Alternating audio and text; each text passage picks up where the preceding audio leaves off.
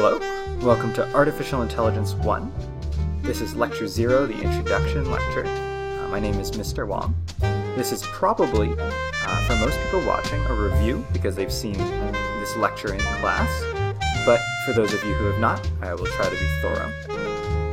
But yeah, this is the beginning of a course in artificial intelligence, which is a word that we hear a lot more these days in the news, even just in everyday conversation, usually with a little bit of fear, sometimes a little bit of excitement, and sometimes hysteria. But it begs the question that we don't actually answer very much, which is, what counts as artificial intelligence? What do we define, in a sense, as of our artificial intelligence, and what doesn't make the cut? So let's check out a few examples. You tell me if this, to you, counts as artificial intelligence.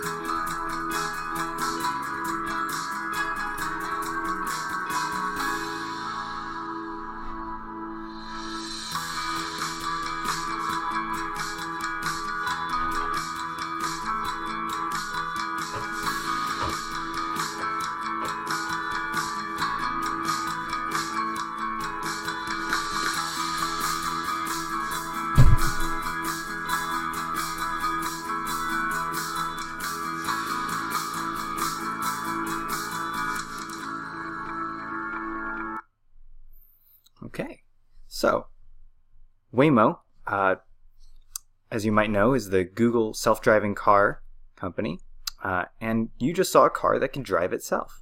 Pretty cool, if you ask me. That was a video from, I believe, in just the last year. So would you say this counts as artificial intelligence? Maybe show a friend or two and ask what they think. It is pretty nifty, but does it count as being intelligent? Let's consider this one.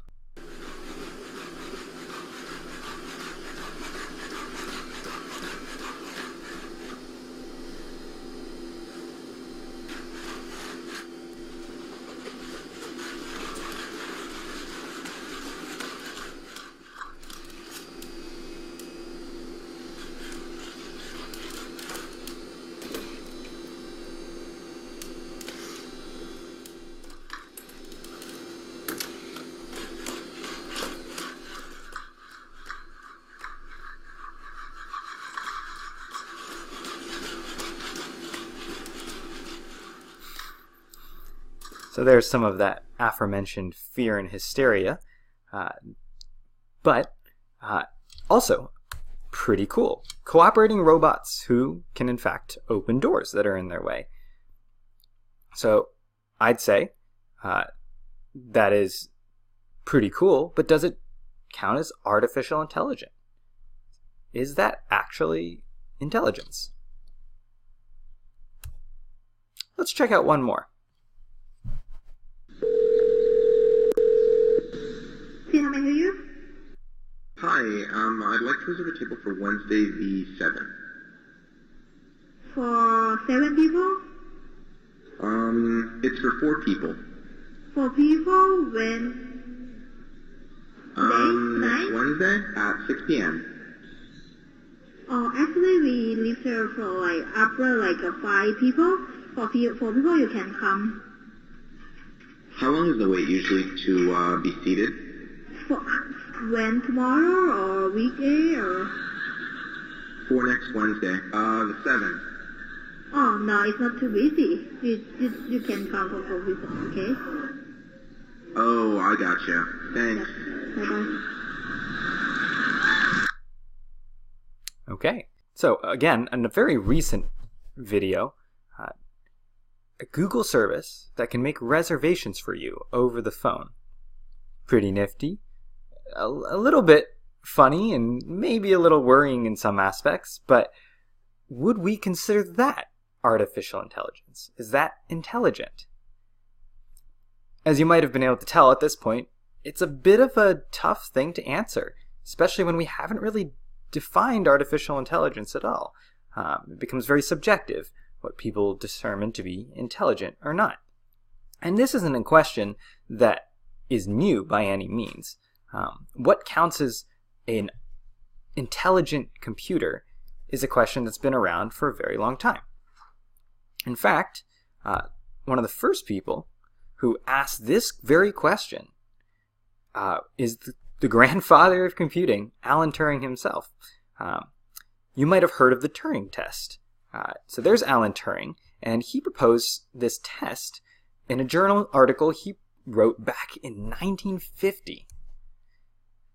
It also has a really cute title that you might recognize called The Imitation Game, those of you who like to watch movies. Anyway, in this paper, Alan Turing famously says this: "A computer would deserve to be called intelligent if it could deceive a human into believing that it itself was human." Okay, so now we have a bar, a benchmark for what would be considered an intelligent computer. This is the way that Alan Turing suggested you would test this. A human evaluator would be sat in front of 2 rooms that had a computer screen on either side of the wall, and behind one of the screens, one of the walls, would be a human, and on the other side, a computer. But he wouldn't know which is which. So, the evaluator asks a series of questions to both the human and the computer, and he'll type it into the keyboard, and it'll send the message through the screen on the other side, and that human or computer would then give its response to that question, and the evaluator would also see it on a screen. At the end of the questions, if the evaluator can tell which one is a human or which one is the computer, well, we would say that the computer has failed it. But if he can't tell the difference, the majority of the time, then we would say that the computer has passed the test. So, if you're the evaluator, what might be a good question you would ask to differentiate a computer from a human? And, imagine that you're the computer. How do you think you would fare answering that question? What do you think a computer could do in response to a tricky question? Well, I'd suggest you come up with a few yourself, but here's the conversation that Alan Turing imagined might happen someday. Evaluator might ask, "Please write me a sonnet on the subject of the Forth Bridge." And the answer he would get back would say, "Count me out on this one. I could never write poetry." Another question, add 34,957 to 70,764. About 30 seconds, and then 105,621 comes back in the answer. Do you play chess? Yes.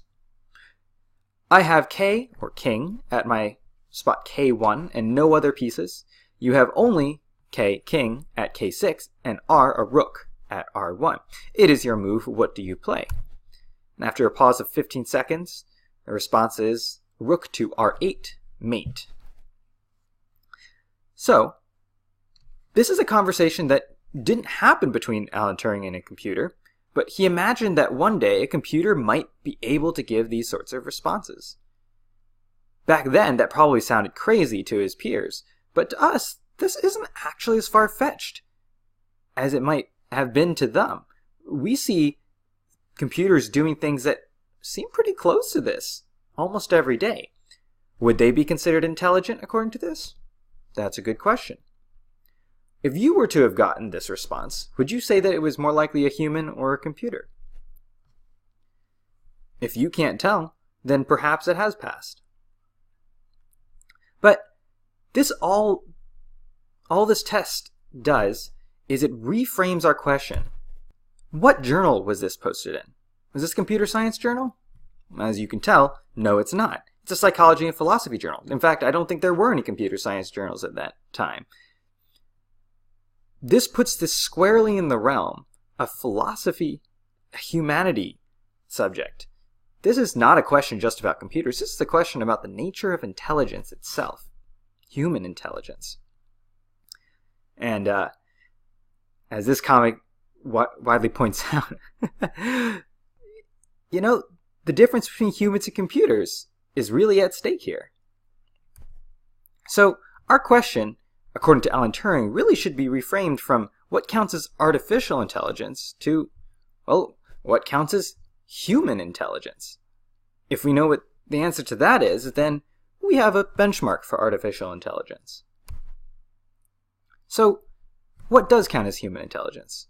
What are some things that humans have or do that you would consider to be intelligent? Take a minute to think about this. So here's a few of my answers. I would say that human intelligence one aspect would be perception, that a human can see things and recognize them. Some other things include that I think are human intelligence are knowledge, the ability to use logic, creativity, adaptability, and learning. But these are all great things that humans do, or at least we want all humans to be able to demonstrate. But certainly humans don't demonstrate only these qualities. In fact, humans don't always demonstrate qualities that we would consider intelligent. When I wake up in the morning and kind of stumble out of bed and walk right into the wall on my way to the bathroom, I would not classify that as an intelligent sort of thing to do. So we might say that human behavior could be split up into unintelligent human behavior, which we're not really interested in replicating in a computer, and intelligent human behavior, which we would consider to be the stuff that we're checking for in a Turing test. So some of these things that I mentioned during the Turing test, we would hope would catch. I would look back at Alan Turing's sample conversation and see that most of these things are checked for in that. There's perception involved. The computer has to be able to read and understand and recognize the words that are coming to it. It has to have knowledge about things. It couldn't answer an addition problem if it didn't understand and know what addition was, or answer a chess question if it didn't know the rules of chess. It had to have logic. Chess is a logical game, and so a computer or a human would have to be logical to be able to answer that question with a checkmate move. Creativity. This might have been the one that the response in the conversation may have failed at, because the first question about writing a sonnet, we would definitely see that as a creative question. A rather difficult one, and the fact that it cops out on it might say that it's not a particularly creative being on the other side of the wall. But again, that's a tough one. The last two, adaptability and learning, are things that we would definitely hope a human would show, the ability to change things up if they're not working and to learn from experience. I imagine that you might ask, say, questions of a similar nature and repeatedly in the Turing test, and a human or a computer that recognizes, hey, this is a similar kind of question, might learn from how it responded earlier. What are some things that are unintelligent human behavior that, we don't really care to see in a computer, but are interesting to think about nonetheless? Here's a few that I thought of. Humans can sometimes be forgetful. They can be impulsive. They might be lazy. And oftentimes they're distractible. If you had a computer that was forgetful or distractible, you probably wouldn't consider that a desirable quality. You might send it right back to the Geek Squad to get repaired if it just stopped doing what it was supposed to be doing and went off and started watching YouTube videos on its own. So this kind of, helps us recognize that the question of what artificial intelligence is isn't exactly the same as the question of what human intelligence is. Because there are some human things that we don't care to particularly replicate, although we might argue that they're not really intelligence. You might have noticed that this Venn diagram is only half there. What's on the other side? Well, as you probably have noticed yourself, there's a lot of things that computers can do that humans don't seem to be able to do quite, or at least don't do as well. So there's also intelligent behavior that humans don't do that we might see in a computer. A Turing test wouldn't catch or test for that, but maybe the computer is capable of doing some of those things. What are some of those things? Well, that's a big question mark.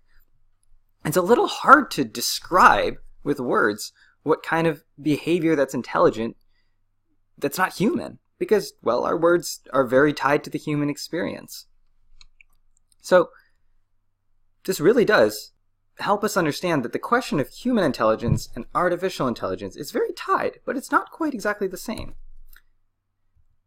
So we might be more interested, really, in the question of just straight up what counts as intelligence.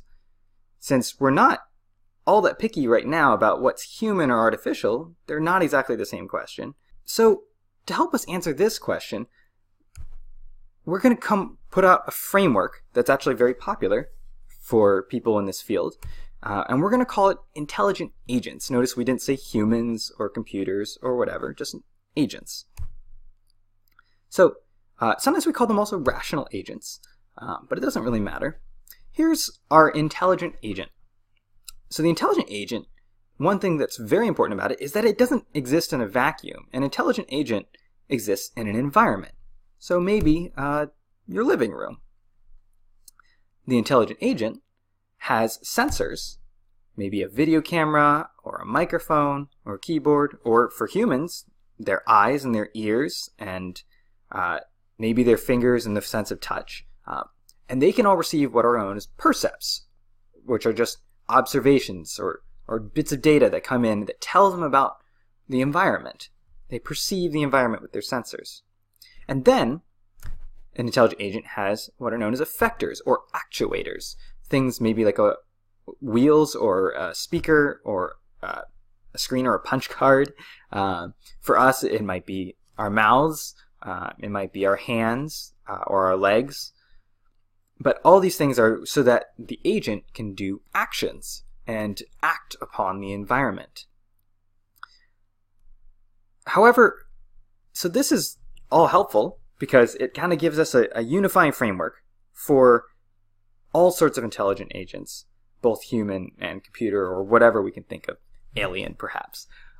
But it doesn't really answer the interesting question, because we can imagine a robot that is decked out with cameras and wheels, but doesn't act intelligently. It just sits there, or maybe it spins around in circles. The real question is, what's going on inside? What maps the percepts that come into the sensors to the actions that are done by the effectors? What tells it what to do from what it sees and hears and feels to how it moves and talks and just acts upon the world? So there are a lot of actually different ways to view this part, the mapping from one to the other.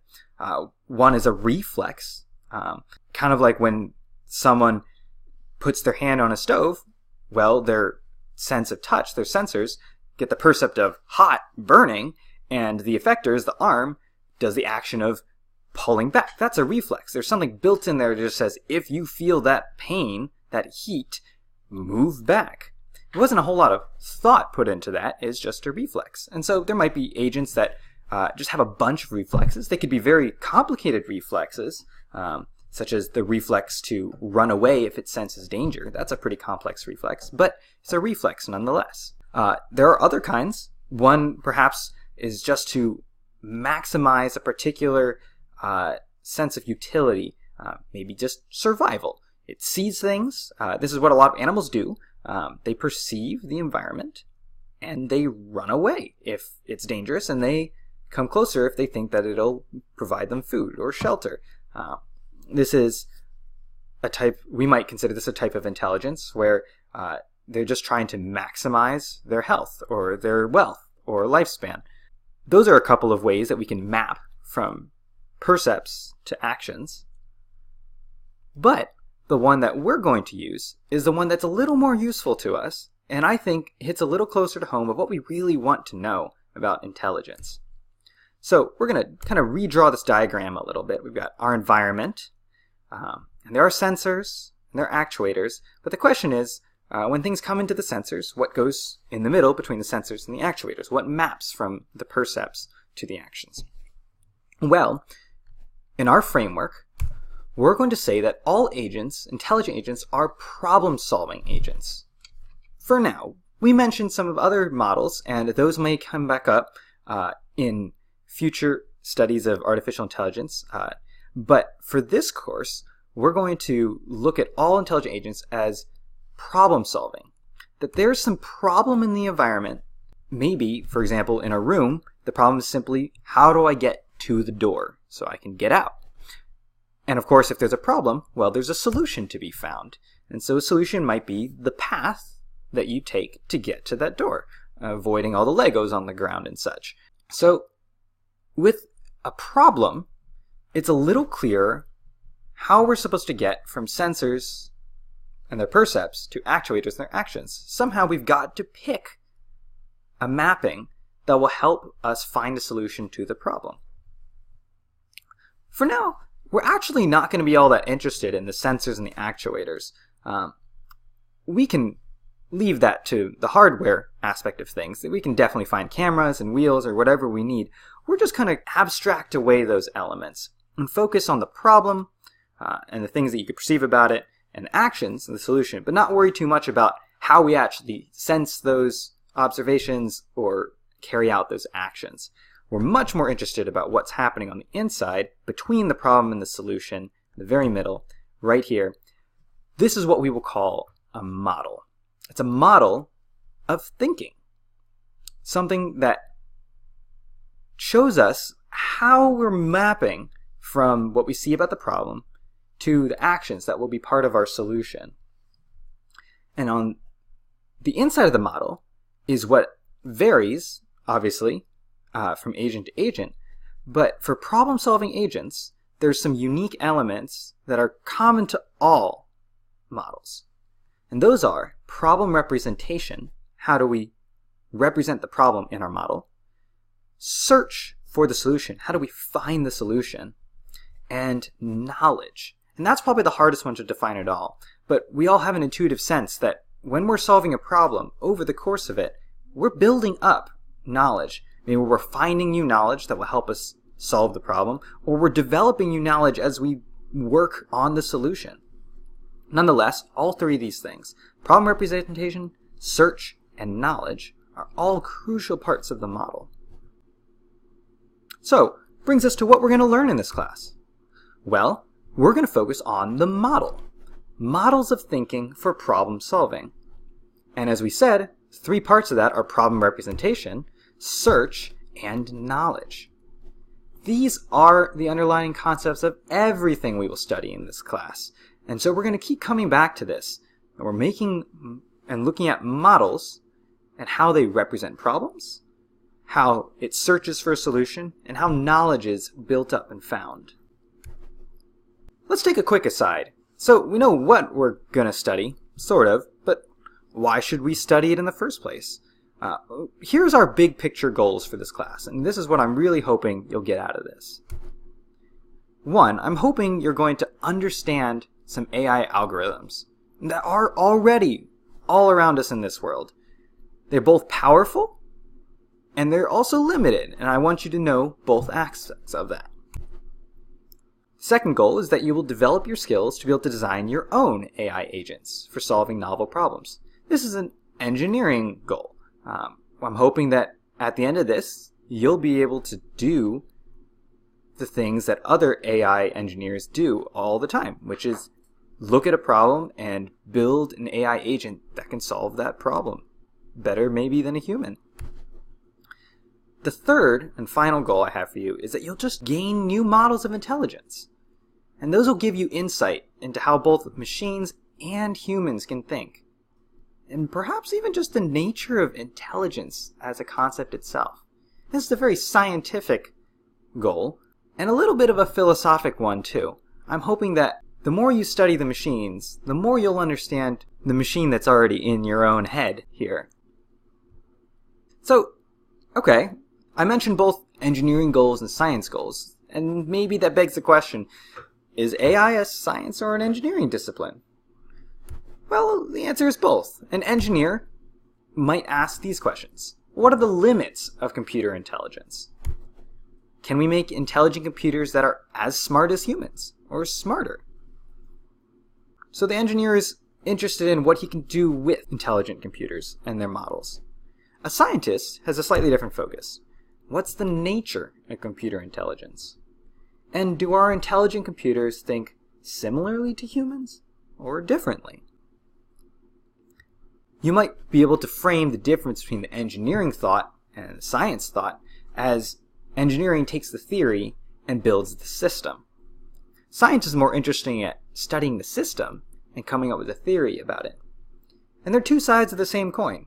We're going to probably be a little more on the engineering side, but as we're studying it, I really hope that your inner scientist is coming out and is thinking, how does this make me understand intelligence? Computer intelligence, human intelligence, more.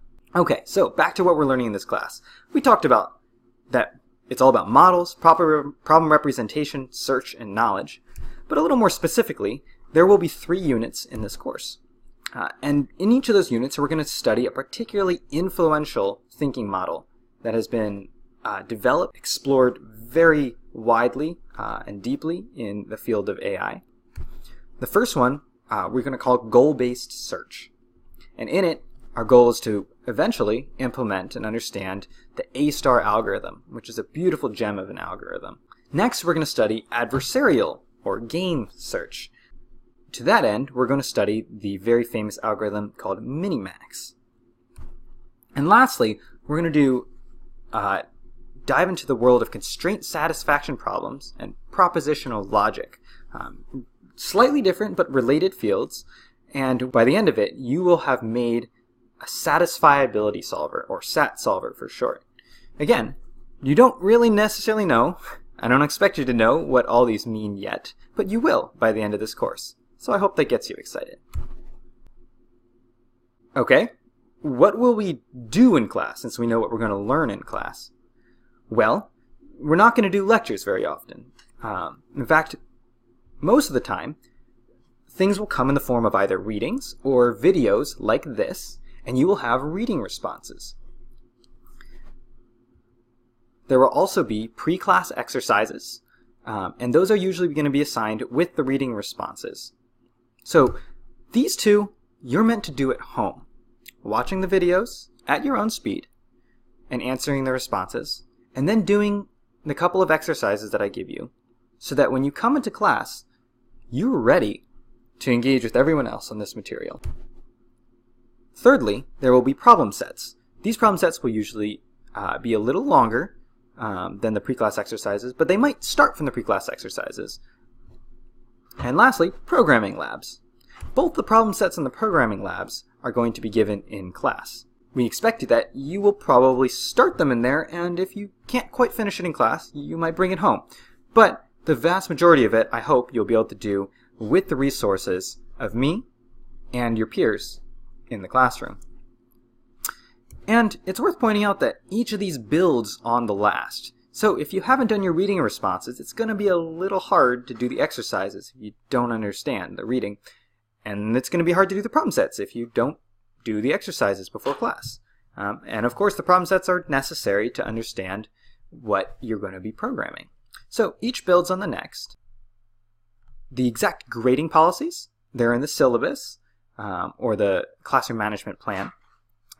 And there's a reading response based on it. So I won't go into detail about how all the grading breaks down, but you should be familiar with that and read up on that tonight. So your homework, first read the syllabus and complete reading response 0, which is based on that.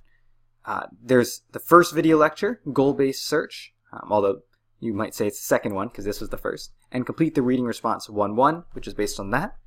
Complete the pre-class exercises based on that, and come to class, ready to dive into the beginning of our study. Awesome. Thank you, and I hope you enjoyed this lecture. I'll see you next time.